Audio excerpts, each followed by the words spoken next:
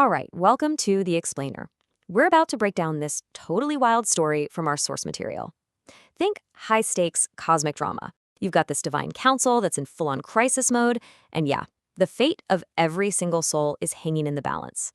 So, let's just jump right in. Picture this. There's this, celestial soul school, right? It's supposed to be the place where you go to level up all your cosmic skills.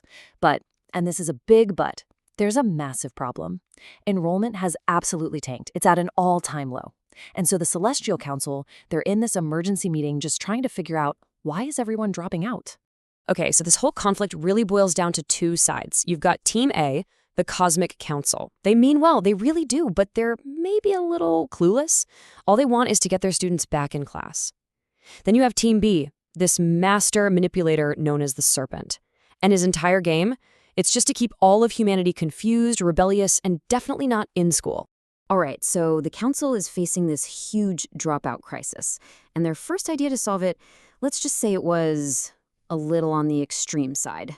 I mean, seriously, their first brainstorming session sounds less like a divine plan and more like a horror movie pitch meeting, for real.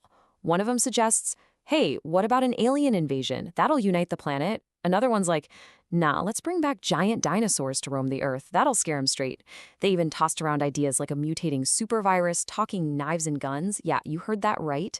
And even a plague that makes everyone just babble nonsense. Wild. But then, thankfully, the leader of the council, a guy named Lord Blue, steps in and basically says, hold on a second, guys. Let's remember we're supposed to be the good guys here. He makes this really crucial point.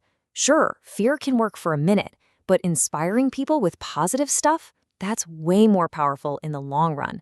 And just like that, their whole strategy flips from fear to encouragement. Okay, so they totally scrapped the whole horror movie plan. The new strategy, they're going to offer 10 amazing gifts to humanity. They decide to go straight to the source and negotiate directly with the dropouts. They're like, hey, what do you guys want? What'll it take to get you back to school? It sounds like a great plan, right? Well, there's one huge problem. The Serpent was listening in on the whole conversation. So first up, what did the people demand? Self-government. I mean, it makes sense. They were totally sick of dictators running everything and just wanted to have control over their own lives.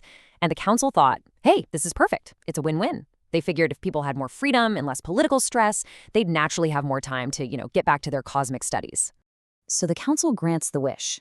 And on the surface, this sounds amazing, doesn't it? But remember the Serpent? He's always watching, and he immediately spots his chance to mess things up.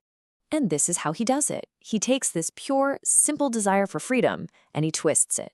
He convinces the crowd that what they really want is total, completely unqualified equality. With him whispering in their ear, the people start demanding that anyone, and I mean anyone, no matter their qualifications, their criminal record, or if they even have a soul, should get to vote and rule. And what happens? Well, exactly what you'd think. The absolute least qualified, least virtuous people end up seizing power. All right, next up on the wish list was free enterprise. The logic here was pretty straightforward. If people can start their own businesses and get out of poverty, they'll be way less stressed out and hopefully more likely to enroll in soul school. The council was all for it. I mean, who wouldn't want a student body that's financially stable and motivated? And you can probably guess what happens next. Just like clockwork, the Serpent swoops in, he takes this really good intention and completely warps it into a weapon that humanity ends up using against itself.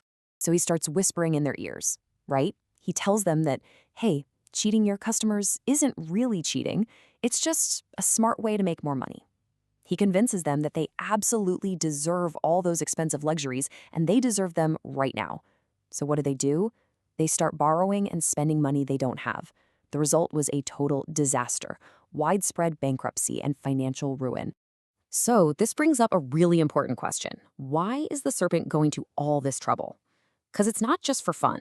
He has a very specific endgame in mind. Yeah, this isn't just about being evil just to be evil. No, the Serpent has a super calculated and honestly a deeply selfish plan for all of this. So yeah, he wants all the classic bad guy stuff, unlimited power, wealth, fame, the whole shebang. But what he wants even more than that is the freedom to break all the cosmic laws and never, ever have to face the consequences. He's basically looking for the ultimate cosmic loophole. And this is where his plan gets really brilliant, in a twisted way. He tricks all these soul students into following him, and then he uses them as a kind of human shield. See, he knows that if the council ever decides to take him out, all of his followers would go down with him.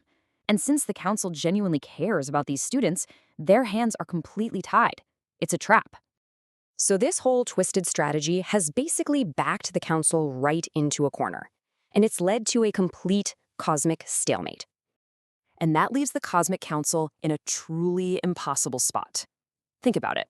Their whole plague idea was a total bust, and now every single one of the 10 gifts they offered has been corrupted and turned against them. The dropout crisis is worse than it's ever been, and all the while, the serpent is just getting stronger.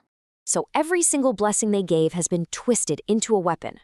And the very students they're trying to save, they've now become the enemy's shield.